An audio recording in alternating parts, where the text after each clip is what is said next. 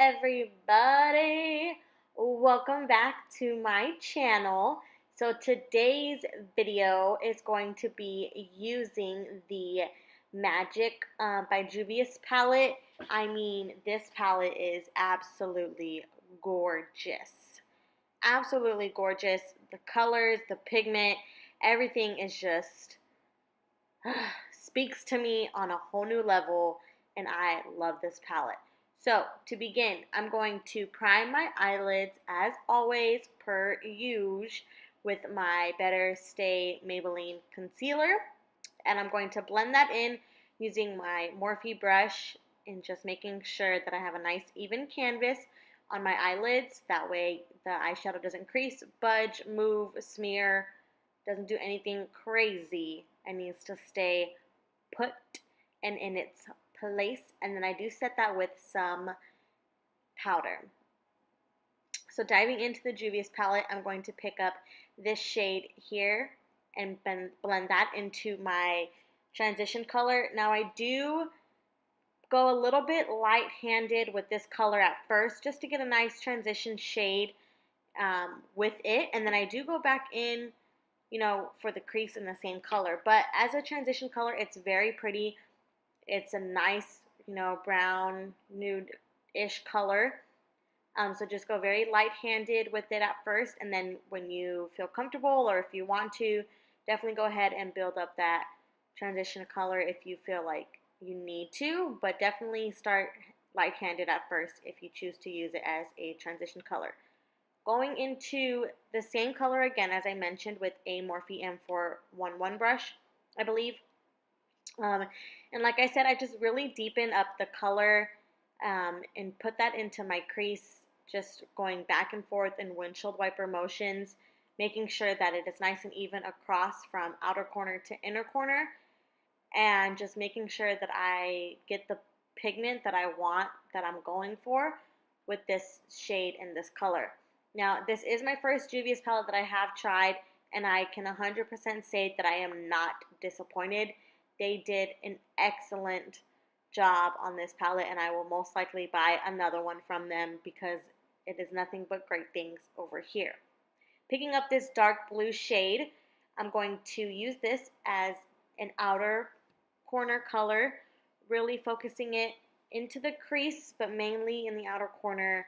And then, once I have a little bit more product, I do play with it in the crease.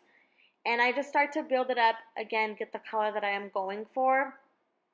And just this part really took time for me because I wanted to make sure that the blue color didn't overshadow the brown color that I put in there in the beginning. So I just took my time, went back and forth, started adding color, started blending, adding color, blending, and just making sure that it looked nice for what I envisioned in my head.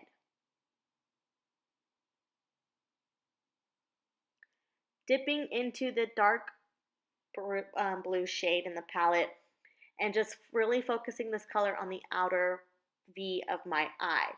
I do want to keep this color very in the outer V. That way, it doesn't look like you have a black eye if you put it all over, or it doesn't look cray-cray. So I just play with it a little bit in the outer corner, just keeping it mainly there. And then I try to see if I can put it in the crease, but it's not a lot. It's really just out in the outer V portion of the eye. And just, go back and forth, blend it out, make sure everything is nice and smooth. No harsh lines. So for the lid, I do take a little bit of the Tarte Shape Tape Concealer on a small Morphe brush and start to cut out the crease a little bit. Not too much, but I definitely wanted it to be there.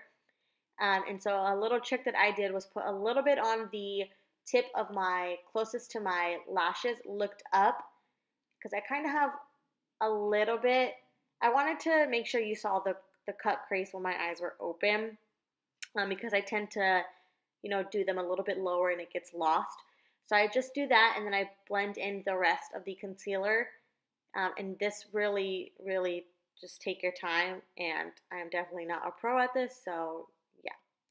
Jumping into this beautiful light blue shade and just packing that all on the lid where the concealer was for the cut crease. And just, can we just stop real quick and pause, time out, backspace, Labor Day is over.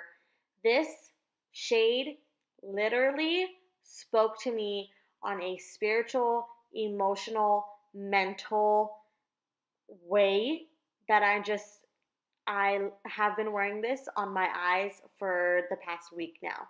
So, this shade is absolutely amazing. Put it all over your eyelid, put it in the inner corner, put it in the lower lash line, whatever. So just to blend everything out, I do take a little bit of that dark blue shade and just go over, the lid and make sure that the shimmer shade and the mattes match together. Nothing looks crazy, so it's nice one fluid motion. So I did my brows and I did add some liner and lashes. So moving on to foundation, I have been loving the Clinique Beyond Perfecting, I believe it's called, foundation. I'm in the shade Buttermilk, and this literally, I keep saying literally, I need a new word, but this foundation is so good. It covers up all my imperfections, my failures, my tears, my sweat, my everything, and I take it with a damp beauty sponge or beauty blender sponge, whatever you want to call it. Blend that all into the face and make sure no patches, everything is nice and blended. For concealer, none other than my Tarte Shape Tape in Light Sand, and I just put a little bit underneath my eyes to highlight under there, a little bit on my nose, chin, and forehead, and my Cupid's bow, and then I do blend that in with a damp beauty sponge as well, this little guy, and I just, blend it in. That way the center of the face is highlighted and everything looks great. Definitely get underneath those eyes, blend the concealer underneath the eyes, that way it doesn't look cakey or chalky or whatever. To set it, I'm going in with the Wet n Wild. I've hit pan, but don't worry, I've bought another one because this setting powder or this banana shade in this palette is so freaking good. I do go in with a damp beauty sponge to get a little bit of powder on there and set it. When I use this powder, my concealer doesn't move, it doesn't smudge, cake, crease, nothing. This powder is my favorite to set my under eyes with or my concealer with. It's just absolutely amazing. Now to highlight the face, I'm going in with the Wet n Wild highlight.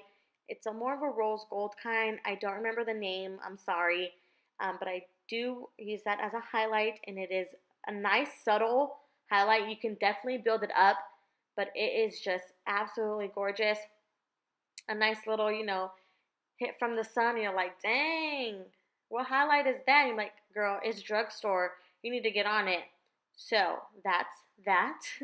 For the under eyes, I'm going in with that brown shade again and just really kind of building the color up because I didn't want to put too much colors in the lower lash line because once again, the top is so beautiful and there's so much going on. So I didn't really want to take the focus away from that. So I just run the brown shade under there a couple times, and then I go in with the light blue shade, more of a crystal, kind of remind me of like a periwinkle, and I put that in the inner corner of my eyes. Now this blue color was absolutely amazing as well. So I just highlight the inner corner of my eyes with that color. For lips, I do take my NYX lip liner in Natural, and I'm telling you, if you don't have this in your collection, you definitely need to. This is the perfect nude shade for me and for what I like. So I just line my lips, fill them in a little bit. And then on the top of my lip liner, I do go in with my Ulta Shiny Sheer Lip Gloss, and I think that that is just a perfect lip for this look. It's not too much, not too little. You definitely can tell that there's a lip color there. So to finish it off, I'm going with my Milani Makeup Setting Spray.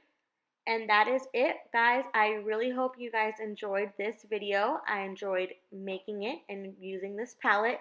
and I will see you guys in the next video. Bye!